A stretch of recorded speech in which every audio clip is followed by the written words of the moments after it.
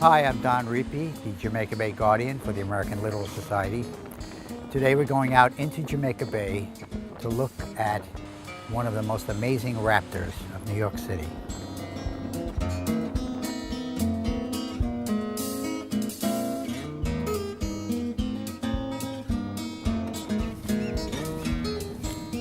We're here in Jamaica Bay on Joko Marsh, the biggest and best marsh in the bay, and I'm standing next to a platform nest of ospreys.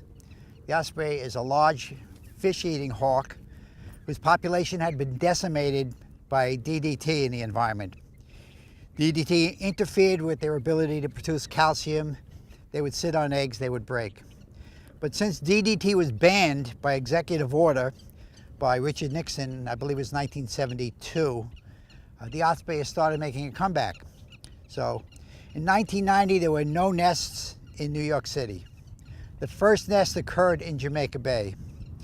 Once we saw the ospreys were making a comeback, we started putting up more nest sites for them. Today we have 25 nesting pair in Jamaica Bay, so this bird is fully restored to the bay. This very fierce-looking predator is actually pretty docile. They really never attack people. They're fish-eating birds. We've tracked them. We had a GPS harness on at least 2 different birds. One went to Venezuela in the winter, the other went to Colombia.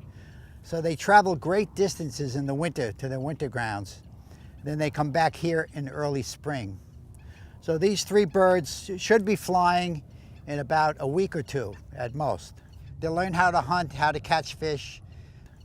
So they're almost fully grown. It's just beautiful. You notice the reddish eyes. It's a really beautiful bird.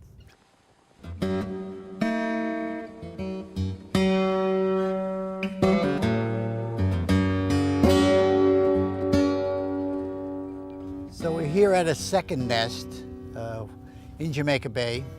It's on the Yellow Bar Hassock.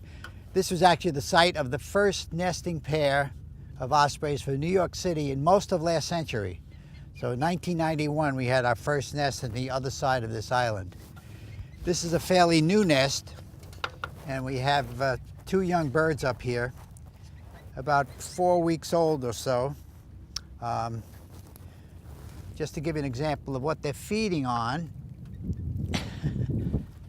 here's the remains of a sea robin, half-eaten sea robin, that actually more of a bottom fish that they brought into the nest.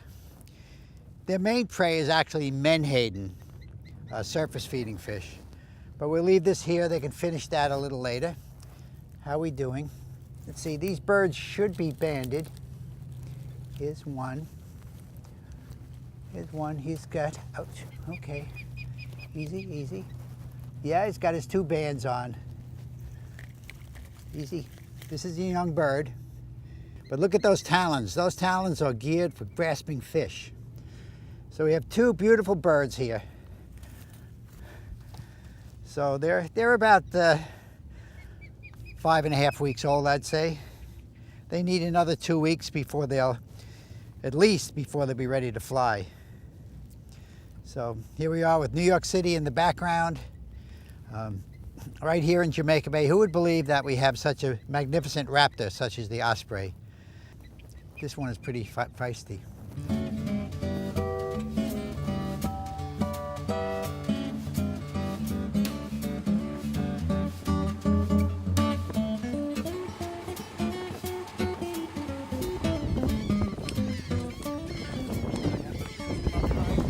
So this has been a very successful year for the osprey. Most of the nests have 3 young, which may be due to a good population of menhaden in the bay. I'm holding a menhaden, or bunker, a surface feeding fish that is one of the most important fish in the sea. It is also the prime food resource for the osprey. Since it's a surface fish, they're easier to catch. When we had the first nest in 1991, and since then we've been banding almost every year. So we're at Ruler's Bar Marsh today. And this is the latest nest. We put this up with our restoration call last year. We have 2 young in this nest. They're about 5.5 to 6 weeks old. Okay. And we put 2 different bands on these birds. These are the 2 bands that we use. Okay.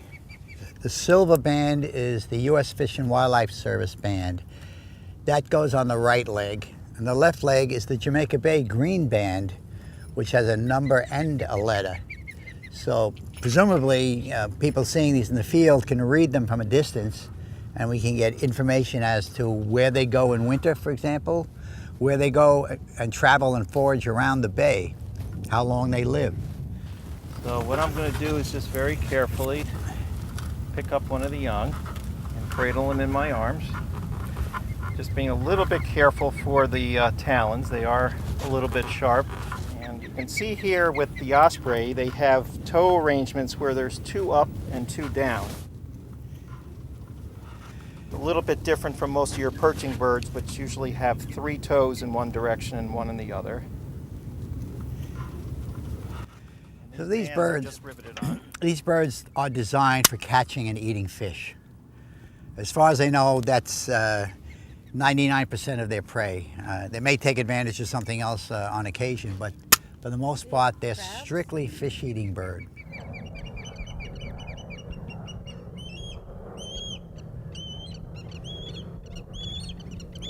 Okay. Your movement should be very, very slow. Very, very slow. I'll let him bite me. That's fine. I don't mind that. He's biting. Yeah. Yeah, Chris doesn't mind if they bite them, and I don't mind if they bite him either, so it's fine. Wow. So I'm going to readjust him just to fold his wings a little bit better. Ooh. So he doesn't get hurt. Okay. There we go. There we Looks go. like a dog or a cat when the hair on their neck or head goes up. That's getting my hackles up. You know, the feathers in the back of the head. Okay. And you're done.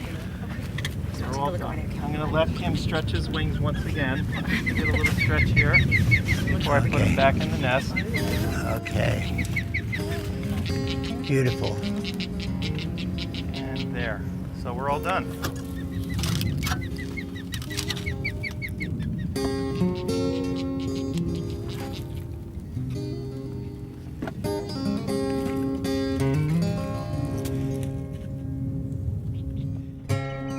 Hi, I'm Don Riepe, the Jamaica Bay Guardian and Director of the Northeast Chapter of the American Littoral Society. And I'm Alex Zablocki, the Executive Director of the Jamaica Bay Rockaway Parks Conservancy. For the past 20 years, groups like ours have been protecting and restoring habitats in and around Jamaica Bay. But a lot more needs to be done, and we could use your help. Consider volunteering to help us improve the Bay. As nonprofit organizations, we are grateful for any monetary contributions you can make to help us in these efforts. Finally, we invite you to share this video with your friends. And we invite everyone to come down to the Bay and explore the world of wonders that we have right here in our own backyard. Together we can protect and restore Jamaica Bay.